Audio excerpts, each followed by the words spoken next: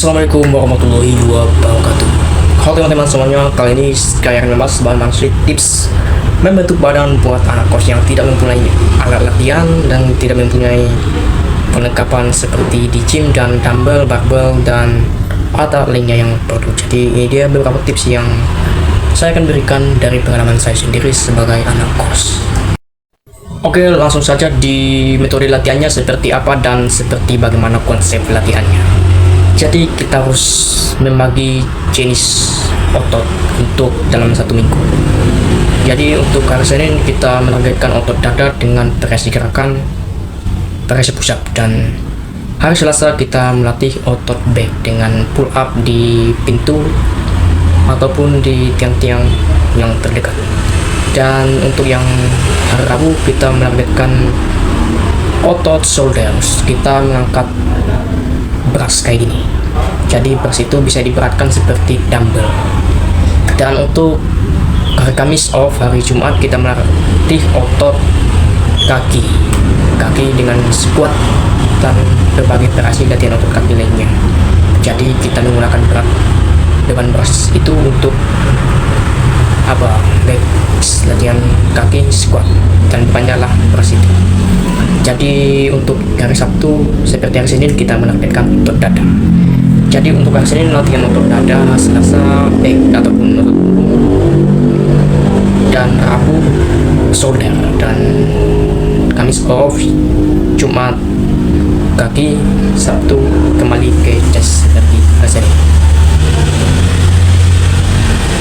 Dan untuk otot kecil bisa dikombinasikan dengan otot besar yang saya sebutkan tadi. Oke, untuk tips yang kedua lah kita memasak masakan sehat. Dan jangan khawatir, ini tidak mahal dan tidak membebani biaya terlalu banyak. Jadi kita harus minum susu untuk menambah protein. Jadi seperti saya adalah susu denkau. Susu denkau ini sangat lengkap proteinnya dan kalsiumnya, sangat bagus untuk tulang, otot dan juga pertumbuhan. Jadi harga susu ini sekitar 29.000 di Alfamart ataupun Indomaret. Jadi untuk protein lainnya seperti tempe, tahu kita bisa masak sendiri. Kalau tidak punya kompor, kita bisa masak di magicom ataupun kompor listrik. Kita bisa masak di situ tempe, ayam ataupun tahu. Jadi tidak perlu ribet-ribet untuk membentuk otot ataupun dengan mencukupi nutrisi ini, tidak perlu ribet. Kita harus konsisten makan makanan bergizi. Oke, cara yang ketiga lah dengan mencukupi istirahat kita. Jadi walaupun anak kos tidak boleh begadang, kalau yang namanya membentuk otot harus mencukupi istirahat. Kita harus tidur setidaknya paling lambat adalah jam 10 malam dan bangun subuh kalau untuk yang muslim. Kalau untuk yang muslim bisa disesuaikan.